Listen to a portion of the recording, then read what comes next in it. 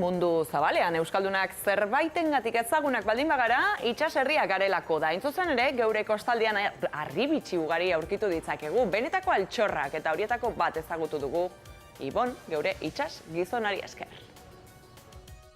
Dotorea itxasargia, baina hau ez da Jules Verneeren eleberriko mundu bukaerako faroa. Hau, Santa Katalinako itxasargia da Lekeition, eta gaur ateri egunagatik baldakizu ezer esan didaten euritakoa ekartzeko. Zer ote dago hemen, goazen bisita. Faro hau, Santa Katalina itxasargiak, dekoz, 150 urte egin zituen ondara urte 2012an, eta, bueno, arkaitza handi baten gainean erekineta dago.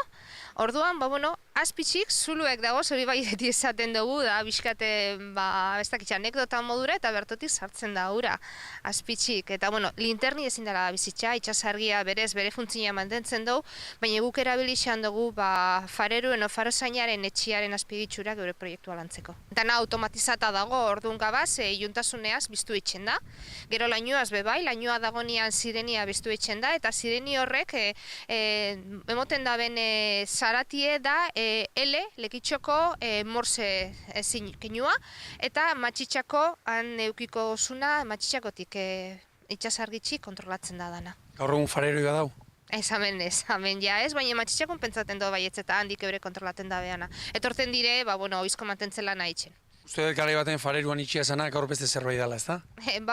Azken finina izan dugu erabili ez dizena azpigitxurak, ero beste erabilpen bat emon geure azpigitxuriei. Berton dekogu, navigazio teknologiaren inguruko interpretazio zentrua, Lekitxoko itsasondare zentroaren proiektuan barne dagoena, eta bertan ikasiko dugu, ze jakin behar dugu nabigatzeko. 2010an inauguratu genduen, eta proiektua nahi izan genduan bereziki geure itsaskultura sustatu, geure nortasuna mantendu, orduan hiru helburuekin esango genduan, ez da, batetik geure itsasondarea mantendu, berreskuratu eta sustatu, bigarrenez alde ekonomikotik turismo produktu bat sortu, hemen Euskadin euskize ez da geure produktorik eta izarrenetarikoe, eta gero gizarte mailan nahi genduen geure herritxarrak parte hartzia proiektu hontan. Bisitatuko dugu?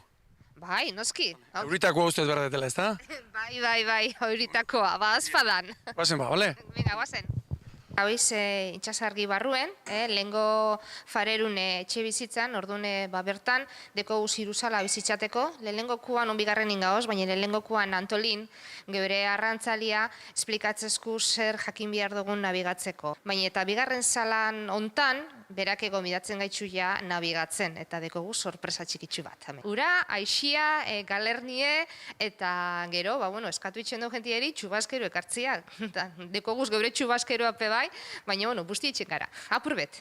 Bisitariak garrituta agatzen dira? Honea sartzen diaren, espero dute hau edo ez dakitz? Nahiko sorpresi izaten da eurentzat, espektatibak eta, gero inkestak itxen dugu, eta jenti oso pozik urteten dau. Normala dana, unmi guztizei asko gustaten jake. Izan genduna esladatu ero bizkat, gelditzia, poso modura, izan zan, jenti galtzen danian itxosuen, eta itxasuari errespetu duki behar dotzauenez, bizkate zelan itxasargize biztu etxen da eta osta betxera ekartetzule. Eta hori sensazioa galdute zaoz itxosun eta derrepentin hor dago argizea eta hangatu zueltaz etxera. Porture heltzen gara eta hori hirugarren salan azaltzen dugu zeintzut izen portuko ofizizuak eta gehien bat zin izan da emakumin papela geure itsas munduan. Hau da, zareginak, eureke antolatze bendana, salmentie, orduan nahi izan dugu homenaje txikitsu batein emakumien paperari. Navigazio egun lasaia izango genuelakoan eta begira, denboraleak harrapatu gaitu eta enbataren erdian gaude portuaren babesa bilatu ezinik. Kantauri itxasoan galduta, Ibon Gaztainazpi, Euskal Herria zuzenez.